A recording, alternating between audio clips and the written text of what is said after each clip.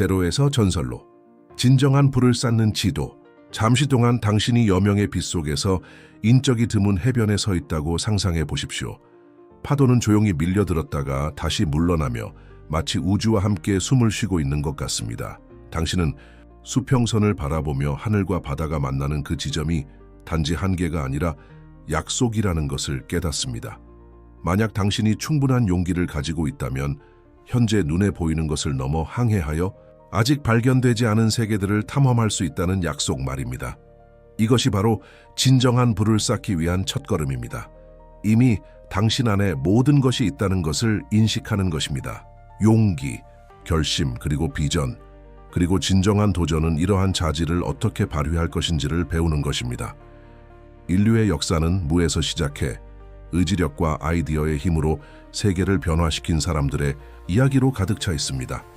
정우 속의 빛을 가두려 했다는 이유로 미친 사람이라고 불렸던 토마스 에디슨, 산업혁명을 일으키기 전에 파산했던 헨리 포드, 그리고 자신의 꿈이 수없이 거절당했지만 결국 마법과 동의어가 된 월트 디즈니. 그들은 무한한 자원이나 특별한 연결망을 가지고 시작한 것이 아닙니다. 그들은 더 중요한 것을 가지고 있었습니다. 제한된 곳에서 가능성을 본 사고방식입니다. 이 사고방식이야말로 당신의 가장 큰 자산이며 그것은 당신이 처한 상황보다 그것을 어떻게 해석하느냐에 따라 삶이 형성된다는 이해에서 시작됩니다. 나폴론 힐이 생각하라, 그리고 부자가 되어라를 썼을 때 그는 우리에게 흔들리지 않는 메시지를 남겼습니다. 우리의 생각은 현실을 창조하거나 파괴할 힘을 가지고 있습니다. 오늘날 이 개념은 어느 때보다 강하게 공감을 얻고 있습니다. 우리는 정보, 의견, 외부 기대 등으로 끊임없이 산만함에 시달리는 시대에 살고 있습니다. 그러나 여기에 진실이 있습니다. 주변의 소음은 당신이 그것에게 마음의 자리를 내어주지 않는 한 중요하지 않습니다. 당신의 생각은 미래의 성공을 심을 비옥한 토양입니다. 이를 잘 관리하세요. 제한적인 믿음을 강력한 신념으로 대체하세요. 두려움을 믿음으로 교체하세요. 그리고 기억하세요. 현재의 당신과 미래의 당신 사이의 차이는 목적지가 아니라 선택한 방향에 있습니다.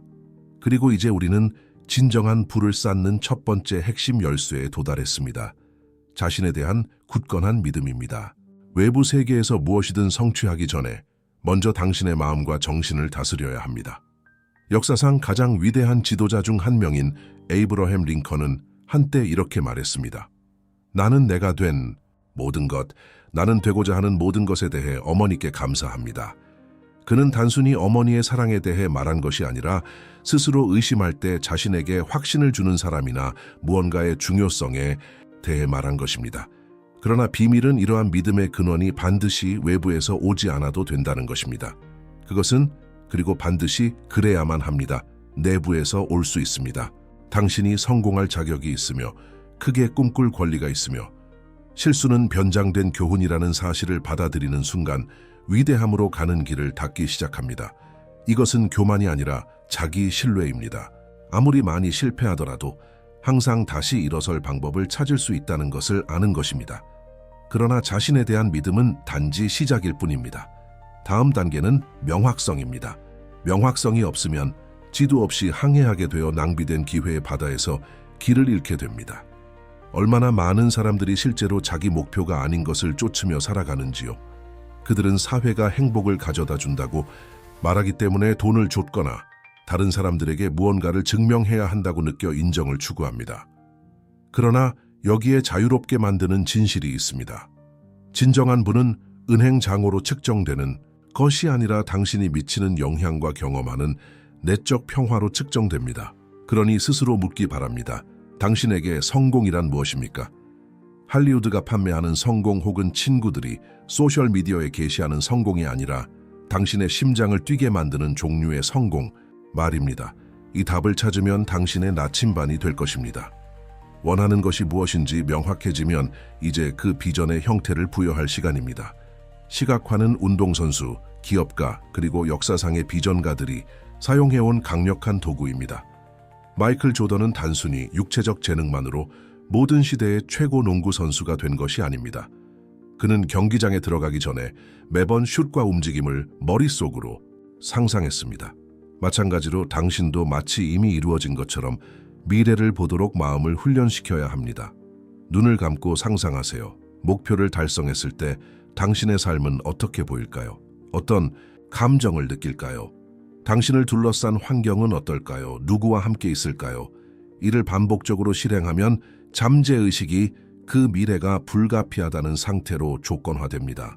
그리고 마음이 믿으면 몸이 따릅니다. 그러나 목적 없는 비전은 노를 잃어버린 배와 같아서 보기에는 아름답지만 앞으로 나아갈 수 없습니다. 목적은 가장 어려운 순간에도 당신의 동기를 계속 불태우는 연료입니다. 세상이 당신을 반대하는 것처럼 느껴져도 매일 아침 일어나게 만드는 이유입니다. 마더 테레사는 가난한 이들을 위해 봉사하는 목적을 발견했고, 스티브 잡스는 기술 혁신에서 자신의 목적을 발견했습니다. 그렇다면 당신은 무엇을 원합니까? 개인적인 목표를 자신보다 더 큰 무언가와 연결할 때 그것들은 무게와 의미를 더합니다. 그것은 단순히 스프레드시트의 숫자가 아니라 하나의 사명이 됩니다. 목표가 설정되면 규율이 뒤따릅니다. 규율은 꿈꾸는 자와 행동하는 자를 구분짓는 요소입니다. 많은 사람들이 큰 열정을 가지고 시작하지만 첫 번째 장애물이 나타나면 포기합니다. 즉각적인 결과를 원하면서 점진적인 노력의 가치를 과소평가합니다. 이것을 기억하세요. 가장 큰 참나무들도 작은 씨앗으로 시작했습니다. 하루하루의 작은 발전조차도 시간이 지나면서 모입니다. 계획을 세우세요. 그 계획에 충실하세요. 그리고 무엇보다도 진정한 불을 쌓는 길은 직선적이지 않다는 사실을 받아들이세요. 어떤 날은 빠르게 진전되고 있다고 느끼지만 또 어떤 날은 제자리에 있는 것처럼 보일 수도 있습니다. 하지만 기억하세요. 계속해서 나아가고 있다면 여전히 발전하고 있는 것입니다. 이제 행동에 대해 얘기해 봅시다. 지금까지 당신은 생각하고 믿고 시각화하고 목적을 설정하고 규율을 개발했습니다. 그러나 이 모든 단계가 아무리 중요하더라도 행동으로 옮기지 않으면 이론에 그칠 뿐입니다. 행동은 꿈꾸는 자와 실천하는 자를 가르는 선입니다. 그것은 당신이 안전지대를 벗어나 미지의 세계에 맞서는 순간입니다. 아무도 실행할 용기를 내지 않았기 때문에 얼마나 많은 멋진 아이디어가 사라졌습니까? 당신의 아이디어가 그런 목록에 오르지 않도록 하세요.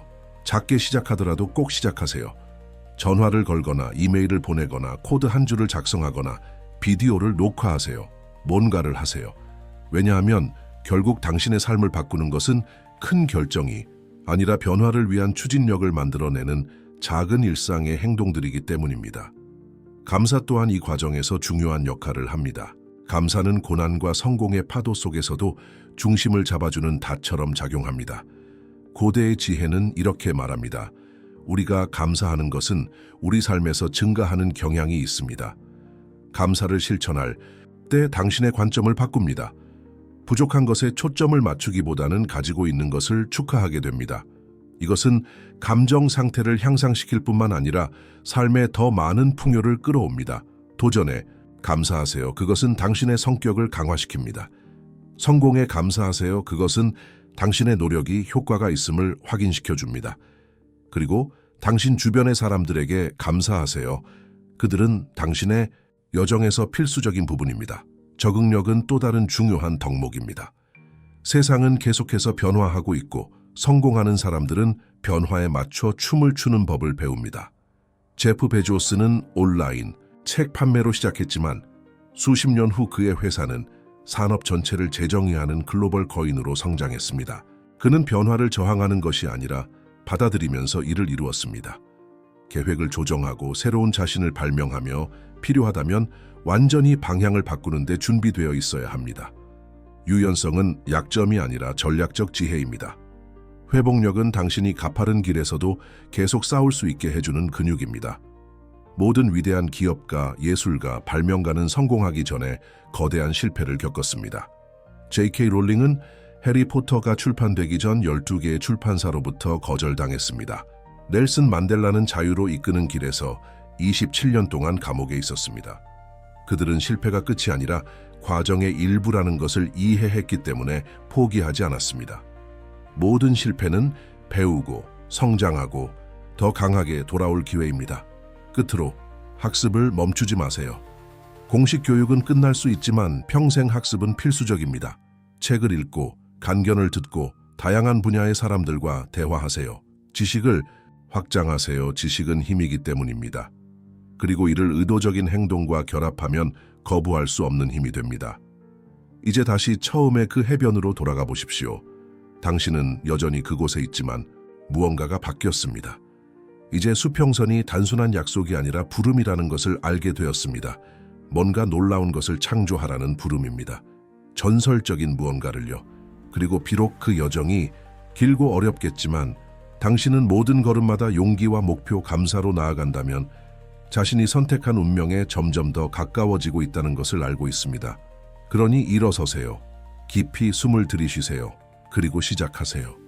왜냐하면 진정한 분은 길의 끝에 있는 것이 아니라 용기와 목적, 감사로 나아가는 각 순간에 있기 때문입니다.